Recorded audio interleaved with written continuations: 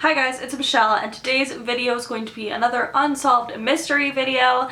I love doing unsolved mysteries because I find them super interesting, so let's get into it. The first unsolved mystery revolves around a woman named Julia Wallace, who is a British housewife who lived in Liverpool. Basically, the story starts on January the 19th of 1931, when her husband William went to a local chess club to play a regular game of chess. He did this very often, and it was a very normal thing. However, what was different about this particular chess game is that when William arrived to the chess club, he had a phone call from a man named Qualtro, which was a name that William didn't recognize, and he took the message, and the message basically told him to meet at a specific address, which was at 25 Menlove Gardens East. It was to meet him there the following day.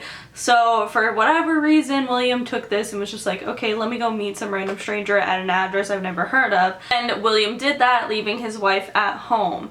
So he went to this address and found out that it wasn't even a real address, didn't exist, he couldn't find it, and he basically was pacing up and down the road for an hour trying to look for this address. When William returned home, he found his wife Julia beaten to death on the floor, covered in blood, and it was so confusing. He called the cops right away, and the police arrested him 2 weeks later, and they were convinced that William left himself the message from Qualtro, I don't fucking know how to say that name. They were convinced that he did this on purpose, like set up the message. The message only came from a couple blocks away. With that, he was sentenced to the death penalty, even though there's obviously not that much evidence, other than like, because he doesn't have an alibi, but also at the same time, he did get this phone call. It'd be kind of weird to specifically set it up in that way, because obviously they knew that she did die the next day, not even the day of, so it must have been very set up if it were by William. However, something very rare happened, which was the Court of Criminal Appeal overturned the jury's decision and they dropped the charges. And that honestly rarely happens, where the court will overturn the jury. So miraculously it happened, probably because of lack of evidence, and there wasn't much evidence behind it. However, he died 2 years later anyway from some health conditions, so we never know the truth behind this story. No one knows at all how she died, or who could have killed her, or who the fuck Guadalupe, or whatever the hell you say that name is. No one knows what truly happened, and it will remain unsolved for probably all of time, and that's kind of just creepy to me because it was so long ago, so I'm pretty sure it'll be unsolved forever. The next story is super interesting. I have a couple of theories on what could have happened in this specific situation, but it is very clear that it is very unsolved and will remain unsolved forever. So basically in the early 1900s, a young woman named Dorothy Arnold lived a very rich life in New York City. Goals, well, I mean, not really. On December 12th of 1910, she was shopping along 5th Avenue, and that would be the last time that anyone would ever see Dorothy Arnold. She had a very small but pleasant encounter with an acquaintance while she was shopping, and that is how we know what she was doing, and that is also the last time anyone ever saw her. Like, literally, this girl vanished completely without a trace. She had between $25 to $30 in her pocket, which is a lot of money at the time. She was apparently going to buy a dress that she had to wear to her sister's party, and that's what she was doing on 5th Avenue. Her friend that she encountered said that Dorothy planned to cut through Central Park on her way home. I guess it wasn't normal of her to cut through Central Park, but she decided to on this specific day. And like I said, she was never ever seen again. So her family actually did not file a police report for quite some time because they were very worried about their public image, and they didn't want people to start freaking out, and I guess they were very up there A-list kind of people in the city at the time, so they did not want people to know that their daughter was missing. And because of that, they still wanted to find their kids, so they did hire private investigators. But with the private investigators, there was absolutely no leads, so they decided to finally go to the police over a month later in mid-January of 1911. There were very little theories that completely added up or made any sense at all. There was a theory that she ran away with one of her lovers that she had during the summer and went to Europe. However, the lover was found in New York City looking for Dorothy, so that didn't really add up. There was another rumor that she got an abortion and then something went wrong and she died that way, and the family didn't want people to know that she had an abortion because it was definitely something that was frowned upon during that time. So that's another possibility. Or the most unlikely idea, but I actually found it kind of interesting, is the idea that she slipped and fell and hit her head while she was shopping on 5th Avenue, hit her head on the curb and forgot who she was because she woke up with amnesia.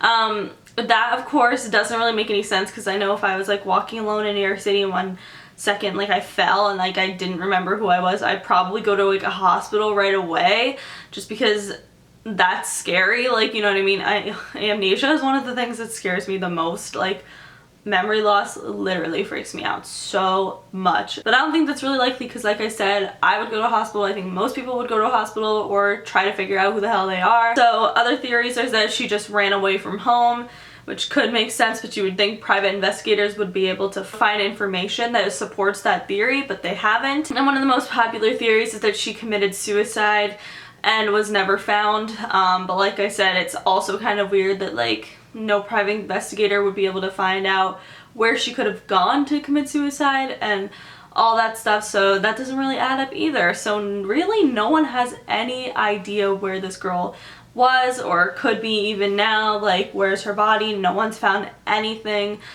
I think it's so weird when people just disappear without a trace. It scares the hell out of me. I mean, maybe she was abducted by aliens or something. Like, I don't know. It scares me. But what do you guys think about that one? Where do you think she could be? Do you think she just ran away? I guess it kind of was easier to just run away back then, because like now they have cell phones that can track you and all that stuff. But I don't know. What do you guys think? I also think it's a little bit sus that her parents didn't file a police report until a month later. So maybe they did have something to do with it. Who knows? The next unsolved mystery is something that's so sad, and I know it's gonna sadden a lot of you guys because it just involves animals and it's really sad. And it's really weird though, like, which is why I wanted to talk about it, because like there's so many things that this could be and I needed to talk about it. So basically it revolves around the Overton Bridge near Dummerton, Scotland. This bridge sadly was notoriously later called the Bridge of Death because over the years many people have jumped in an attempt to commit suicide. A lot of the people that did jump lived because it was like a 50-foot drop, but some people were able to survive it. However, the things that didn't survive it were the 50 dogs that continuously came to jump off this bridge. I think this is so weird, and a lot of people do as well. It's basically over 50 years, up to 50 dogs have jumped off in the exact same spot of this bridge and died because it's a 50-foot drop for dogs. So except for some of the dogs actually did survive the drop, but then they came back to try and jump again, which is insane. Like, what the hell is going on with this bridge? It literally scares the fuck out of me. If you live in Scotland, don't go near this bridge with your dog. But it also makes other people do like weird things. Like this man who did have psychological issues threw his baby over this bridge, even though he claims that like it was the bridge that made him do it. Some of the other similarities, like I said, the dogs that jumped continuously jumped from the exact same area on the bridge. And also, like I said, the ones that did survive came back to jump from the same area again, which is so strange. Not only that, but almost all of these events where the dog would jump off happened on a very sunny and bright day, which apparently is relatively rare in the western side of Scotland. So that's pretty weird in itself. And not only that, but all of the dogs were long-nosed breed dogs, such as like collies and like golden retrievers and labs and like dogs like that. So that's pretty weird similarity as well. I obviously think the weirdest thing is like the weather and the fact that they kept jumping from the exact same area, and the dogs that came back, like I just can't even like fathom it at all. Like, what is going on with that bridge? A lot of people think it's possessed or something, and it forces people and animals to do things that they normally wouldn't do, which makes sense because like what dog is gonna continuously try to jump off a 50-foot bridge? Like, you know what I mean? Like, that's a large drop for a dog for a person, for anyone, like that's a big drop. So it's really weird that these dogs, the ones that survived, came back to do it again. And it's really weird that they did it in the first place in the exact same area on a clear day. There's just too many weird coincidences.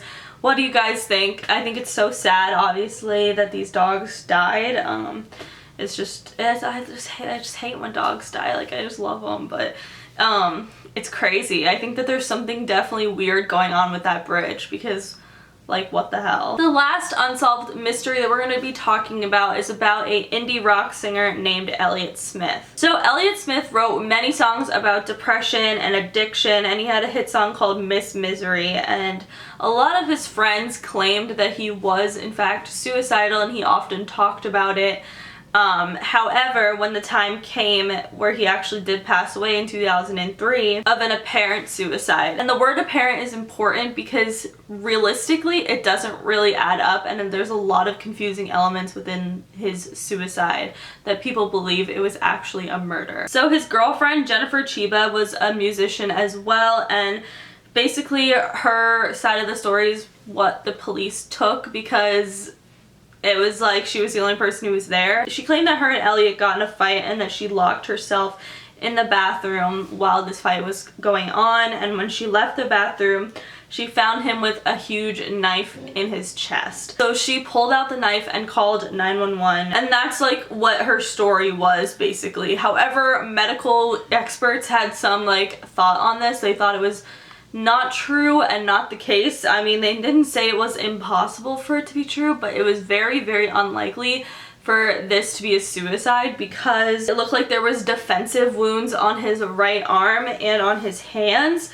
but there was no sign of hesitation wounds, which are literally so common with self-inflicted wounds, because you're not gonna like, I don't know, it's like gonna be hard to like go all in right away. So it's like there's gonna probably be areas where you like almost did it, or you tried to do it but then like it wasn't, I don't know, it's like it's hesitation, like you have that like moment of hesitation. So that's really strange when somebody stabs himself and they don't have these hesitation marks. So that's why people thought it was a possibility that he didn't actually commit suicide. However, it was ruled a suicide and no charges were ever filed. But a lot of people believe that he actually didn't commit suicide and that his girlfriend maybe killed him, or someone else maybe killed him. But it would probably remain unsolved for the rest of eternity unless some other evidence comes about, which is unfortunate if it really wasn't a suicide and if it was a murder. He'll never get justice, but nonetheless, it's sad either way. But yeah, that is it for these unsolved mysteries. If you guys like this video, please give it a big thumbs up. Let me know in the comments any unsolved mysteries you want me to talk about in the next video. Make sure you follow me on Twitter, Snapchat, and Instagram, because I'm always posting dope ass shit on there. Subscribe for new videos every single day. I will see you all on Monday. Bye. Just to be stronger than me. You've been here 7 years longer than me. Don't you know you're supposed to be the man? Not